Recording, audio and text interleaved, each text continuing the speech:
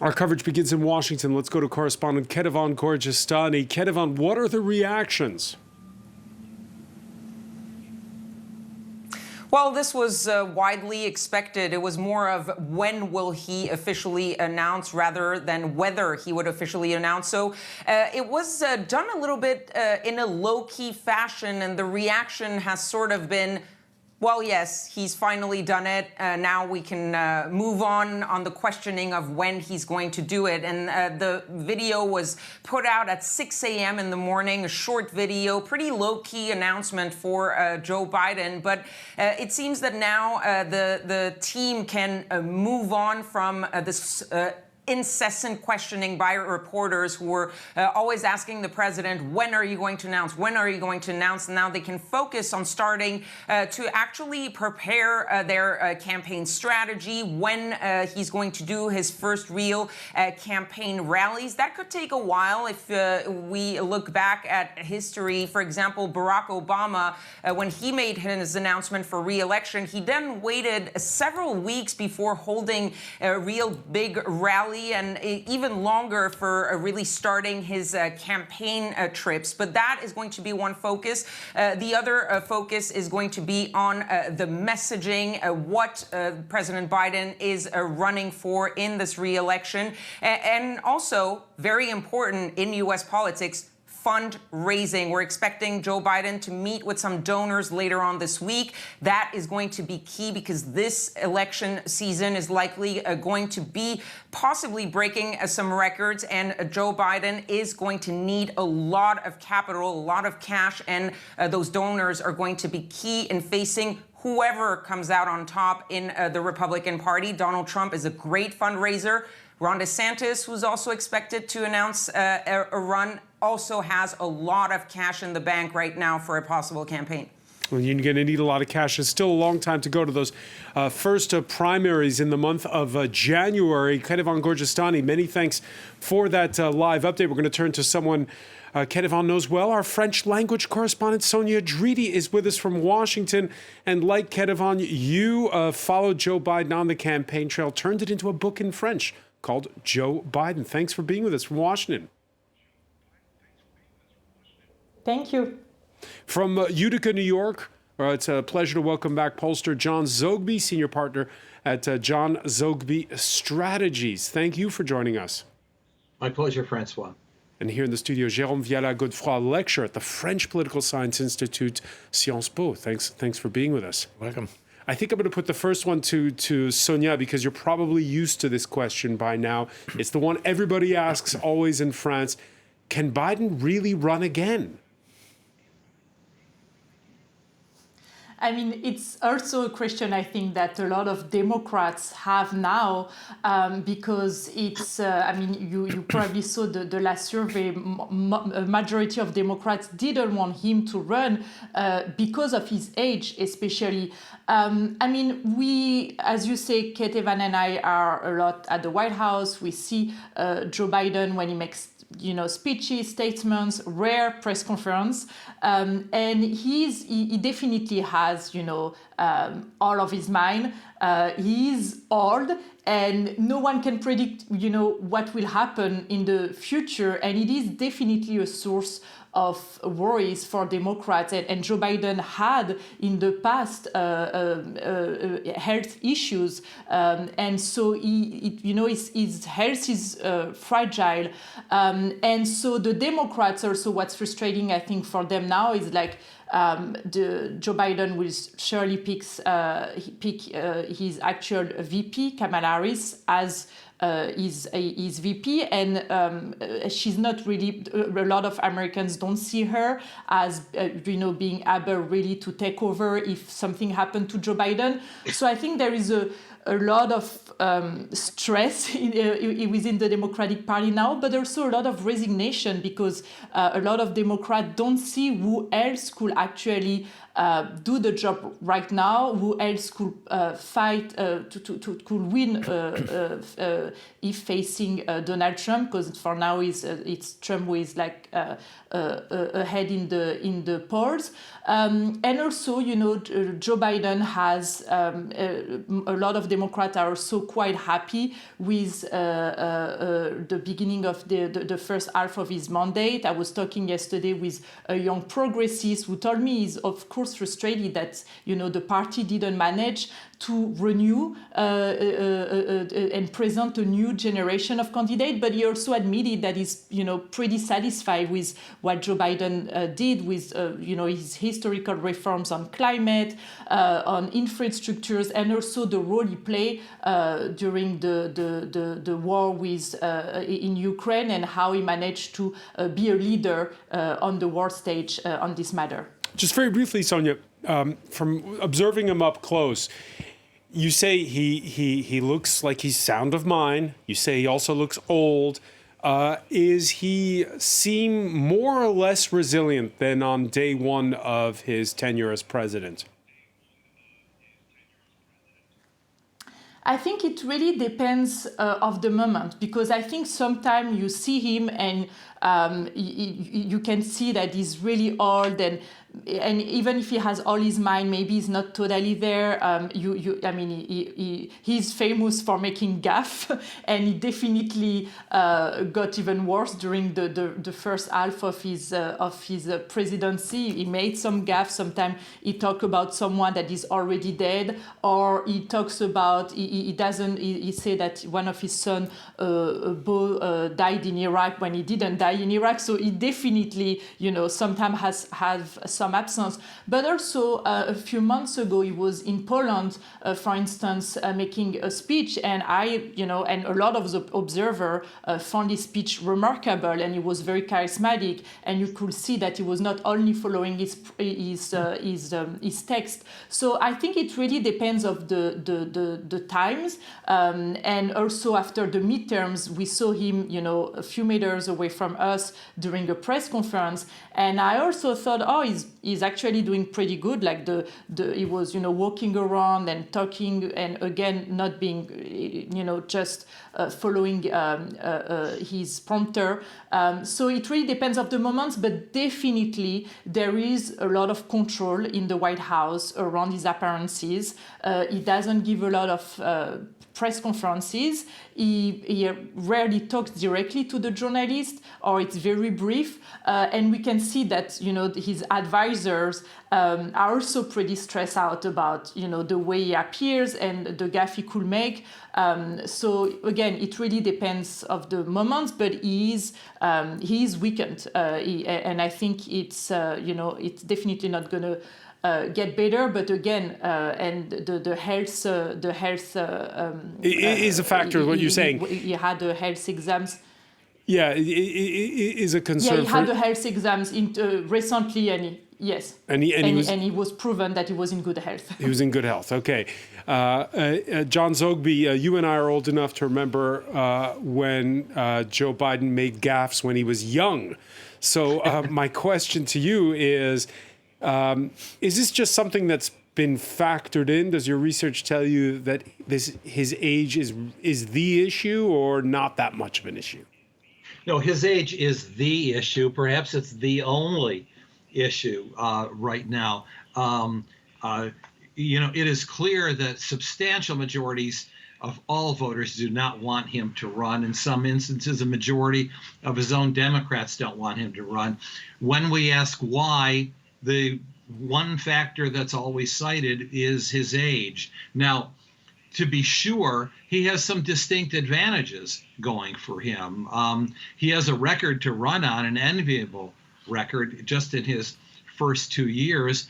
And besides that, most importantly, he's beat Donald Trump. He beat him substantially in 2020. And then again, he defied expectations for any president in the first congressional elections by doing so much better than expected. But when we look at him in total, what would automatically be a re-election based on his record is tempered by his age, and then finally by the fact that he doesn't get good marks. This week, his polling is down. I have him at 41% approval. He had been at 48% just a few days ago. But does John, does it matter what his personal approval rating is? Does it matter more when you look at numbers what his head-to-head would be against potential opponents? They both matter. He's not getting good marks on issues, and then against his opponents, he's tied. And that's important, which is not good for an incumbent president. But that then is tempered by the fact that he's running against another, quote, incumbent president, because Donald Trump isn't posting very good numbers either. Donald Trump, who has lashed out on social media, he's had a not so great week. What with the presenter on Fox News of the most popular show, often trumpeted, pardon the pun, his talking points being fired. So if it's Trump versus Biden, is it a slam dunk? It is not a slam dunk. In many ways, they are lucky to have each other because they kind of level the playing field. Just as many non-Trump supporters really hate his guts as Trump supporters hate Joe Biden's guts. In many ways, they neutralize each other. And in head-to-head matches, they're only polling the very low 40s against each other, leaving 18% of all voters undecided against the two best-known political figures in the country. It's early days. I mean, it's still a long way to go until January in those first primaries. Perhaps the next president of the United States is somebody who we haven't even thought of yet. It could very well be, but I've got to say, at least from the vantage point of today, if their health is maintained, it does look like each man has a lock on his party's nomination. That's as of today, barring anything unforeseen. Jérôme Viala-Gaudefroy, who the president of the United States is, has implications well beyond U.S. borders. Everybody here is watching this announcement as well. We saw when Trump was sparring with a lot of European leaders during his term in office. When we just saw those images of Joe Biden when he recently went to Ukraine, his presidency has been mostly welcomed here in France and in Europe. Yeah, I think regarding many questions, you think of the environment, the Paris Accord, for instance, or issues of security, and I think one of the greatest concerns here is probably Ukraine, and the fact that both Donald Trump and Ron DeSantis have actually been very skeptical about American aid to Ukraine, and so that's something I think that speaks volume in Europe. So that's even more so, I would say, than 4 years ago, because that's one of the greatest fear here, I would say, in Europe. So that's, I think, in terms of foreign policy, that's very much a question of where it would go from there. What was your gut reaction when you heard Joe Biden's announcement drop was 12 noon Paris time? Well, I wasn't surprised. I expected it. What I thought was interesting is in his video was how he used the word freedom, and typically that would be a Republican word or Republican value, and he used it against the Republicans to say they're taking away your freedom, and that's typical what you hear from the Republican. But in his video, he mentioned taking away your freedom is a sort of a dog whistle message about the issue that helped the Democrats a lot in the midterms, which is abortion. Exactly. Abortion. He mentioned, I mean, you said that, and also Social Security. We're going to have a lot of talk with the debt ceiling, and the idea of cutting spending, for instance, is going to be really hard for the Republicans to decide where do they actually cut spending, especially if they want to cut spending in Social Security, for instance, which is very popular in the United States. So I think that's going to be the issue is going to be both. It's also very cultural. I mean, you see the culture war at play, and elements of the culture war, I think, in this video, which is fascinating. John Zogby, will this U.S. Supreme Court, in effect, listening to what Jérôme is saying, help re-elect Joe Biden? I actually believe it will. The abortion issue has turned out to be the greatest energizer of Democratic voters and swing voters towards the Democrats of any issue in the last couple of years. Not so long ago, when we had bellwether off-year elections in 2021, young moms, suburban mothers, were tilting Republican because everyone was talking about race and gender in schools, and they were opposed because of the culture war, opposed to taking the teaching of their children out of their hands by elites. But by the time the Supreme Court made its decision, Dobbs v. Jackson, ending longstanding Roe v. Wade decision protecting the right of abortion, what happened after that is that suburban moms, swing voters, young voters, particularly younger women, have been swinging over to the Democrats. And that's an issue that has staying power. That's not going to blow over. Not going to blow over. Sonia, Dridi, Joe Biden, before being U.S. president, he was a member of the Senate for decades. He was U.S. vice president. When you covered him on the campaign trail back in 2020, was there already the feeling that all there was to know about Joe Biden was already known? Or has he surprised you? Has he changed as president? I think that actually maybe a lot of Americans didn't knew exactly, where maybe could have been surprised about what he was going to do. Like, for instance, I think that, maybe a lot of Americans didn't know as much all of what he did on the foreign policy front, the fact that he was, he already confronted Vladimir Putin years ago, saying that, he thinks that he's a murderer, and the fact that his experience in the Senate on the international affairs, in the international affairs domain, will serve him well during this mandate, and I think that's what he has proven. He managed to confront Vladimir Putin in I think a way that he has been appreciated by a lot of Americans, because he knew well the man is a kid of the Cold War, like Vladimir Putin. He already made him a few times. It's also, for instance, he was also very close in the past with Benjamin Netanyahu, and so he's also he also had more keys, I would say, to be able to deal with certain issue in the Middle East. So I think. But hold on, Sonia. What about that chaotic pullout from Afghanistan? Will the voters remember that in 2024, or is that ancient history now? Oh yes, of course, and definitely. And I think he was also one of the factors that at the beginning of his mandate really made him drop in the polls.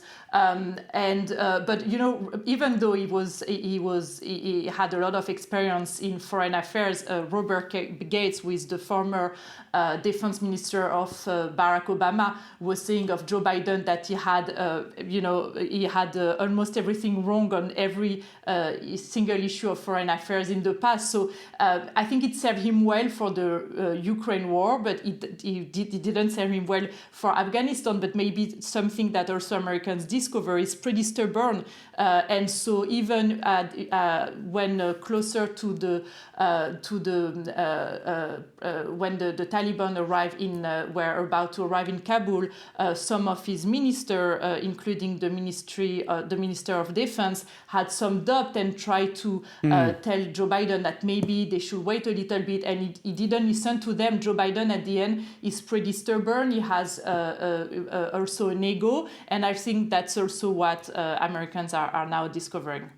All right, so he's got a strong personality.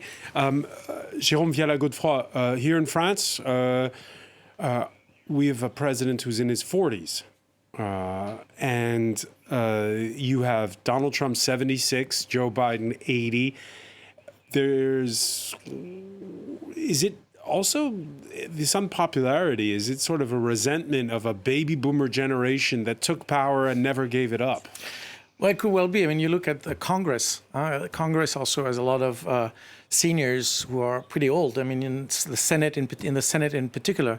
So I think in that respect, also in the U.S., this seniority, you get more influence as you get older in the House or in the Senate, and I think that plays a big role. And you have a whole generation of older people who are in power right now, who are quite old. I mean, also you live longer, you live better. Nancy Pelosi was able to let go and give power to a much younger generation. And so there will be a renewal. I mean, you see also with in the Senate, for instance, the problem with Dianne Feinstein, for instance, who is not able to California senators in their 80s, and that creates a lot of problems in the Senate for the nomination of judges. And so there's a lot of issues regarding age. So I think the difference, with Donald Trump, though, is that he doesn't look his age very much. And he's all about domination and the way he uses his body, even in a debate. I mean, we saw it with Hillary Clinton, for instance. So he still, I think, shows strength and domination and the way he speaks. I mean, you can oppose. Donald Trump, when he speaks, he's very loud, he's very clear, he articulates, he doesn't use very complicated words. Joe Biden is much more soft-spoken. Also, he used to stutter, and so he has some issues there. So I think you'll see also confrontations between two candidates who symbolize two different things. On Fox News the other day, Laura Ingraham was saying, that the decadence of the U.S. is shown by the weakness of Joe Biden's body, by him being old, and so I think that's what they're going to do. But they are of the same generation. They are. Quick final question, because we're out of time. John Zogby, is it assured that he gets virtually no competition for the nomination from any major Democratic candidate, and does he keep Kamala Harris as his running mate? First of all, let me speak up on behalf of old white men and just create that context. I don't think anybody is going to want to touch Joe Biden, any serious candidate in the Democratic primary, because that could be political suicide for them. Besides, it could hurt the Biden presidency. Remember, he's got a year and a half to go in office, and this is not the time to be making an enemy out of the sitting president. All right, we'll have to leave it there. I want to thank you so much for that. John Zogby for joining us from Utica. Sonia, Dridi in Washington. Jérôme Viala-Gaudefroy, thank you for being with us for this special edition